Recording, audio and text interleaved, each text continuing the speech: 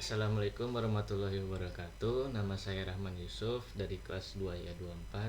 Di sini saya akan menjelaskan materi tentang struktur sistem komputer. Apa yang dimaksud dengan struktur komputer? Struktur komputer didefinisikan sebagai cara-cara dari tiap-tiap komponen yang menyusun komputer saling berkaitan.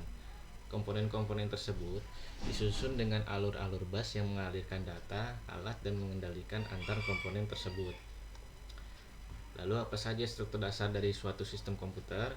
Suatu sistem komputer terdiri dari 5 unit struktur dasar, yaitu pertama, unit masukan atau input unit, 2 unit kontrol atau control unit, 3 unit logika dan aritmatika atau arithmetic dan logical unit atau ALU. Keempat, unit memori atau penyimpanan atau memori atau storage unit.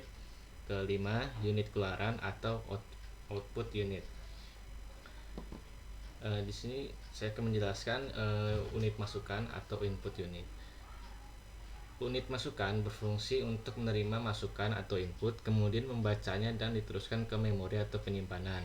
Dalam hubungan ini dikenal istilah peralatan masukan atau input device, yaitu alat penerima dan pembaca masukan serta media masukan, yaitu perantaranya. Berikut beberapa alat contoh unit masukan.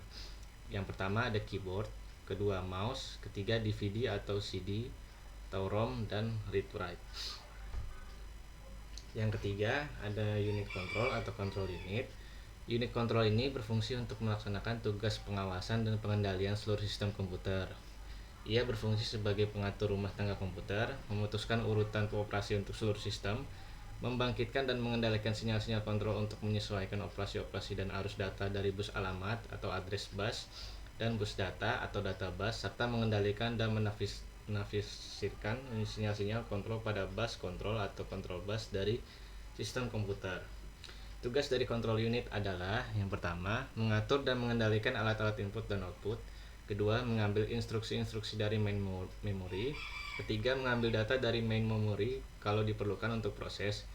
Keempat, mengirim instruksi ke arithmetic and logic unit bila perhitungan aritmatik atau perbandingan logika serta mengawasi kerja aritmatik dan logika. Kelima, menyimpan hasil proses ke main memory. Unit logika dan aritmatika atau arithmetical dan logical unit. ALU merupakan bagian inti dari suatu sistem komputer. Tugas utama dari ALU adalah melakukan semua perhitungan aritmatik atau matematika yang terjadi sesuai dengan instruksi program. ALU melakukan operasi aritmatik dengan dasar pertambahan, sedang operasi aritmatik yang lainnya seperti pengurangan, perkalian, dan pembagian dilakukan dengan dasar penjumlahan. Sehingga sirkuit elektronik di ALU yang digunakan untuk melaksanakan operasi aritmatik ini disebut adder. Unit memori atau penyimpanan memori. Unit memori berfungsi untuk menampung data atau program yang diterima dari unit masukan sebelum diolah oleh CPU, dan juga menerima data setelah diolah oleh CPU yang selanjutnya diteruskan ke unit keluaran. Pada suatu sistem komputer terdapat dua macam memori yang penamaannya tergantung pada apakah alat tersebut hanya dapat membaca atau dapat membaca dan menulis padanya. Bagian memori yang hanya dapat membaca tanpa menulis padanya disebut ROM atau read only memory, sedangkan bagian memori yang dapat melaksanakan membaca dan menulis disebut RAM atau random access memory. Unit keluaran. Unit keluaran ini berfungsi untuk menerima hasil pengolahan data dari CPU melalui memori. Seperti halnya pada unit masukan, maka pada unit keluaran dikenal juga istilah peralatan keluaran atau output device dan media keluaran atau output media. Berikut adalah contoh alat keluaran. Yang pertama monitor, yang kedua speaker, dan yang ketiga adalah printer. Berikut diagram struktur sistem komputer. Saya jelaskan. Mula-mula kita masuk ke input device, yang dimana kita menerima input dari user yang memakai komputer tersebut. Lalu dari input device dimana akan masuk ke input output ports, yang dimana data tersebut akan dialihkan ke memori dulu untuk penyimpanan data.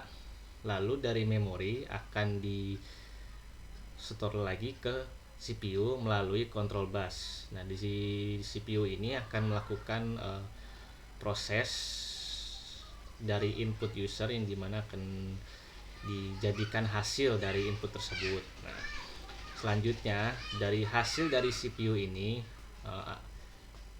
hasil dari input dari CPU ini akan dikeluarkan melalui address bus, lalu akan diteruskan ke input output ports, dan selanjutnya akan dikeluarkan melalui output device yang dimana nanti akan ditampilkan di output device ke user tersebut, yang dimana akan keluar tampilan seperti kayak monitor, speaker gitu ya. Contoh kalau misalnya kita mengetik pakai keyboard atau mouse, yang dimana hasilnya itu kelihatan di monitor. Sama halnya seperti kita merekam suara pakai mikrofon, nanti hasilnya tersebut akan keluar melalui speaker.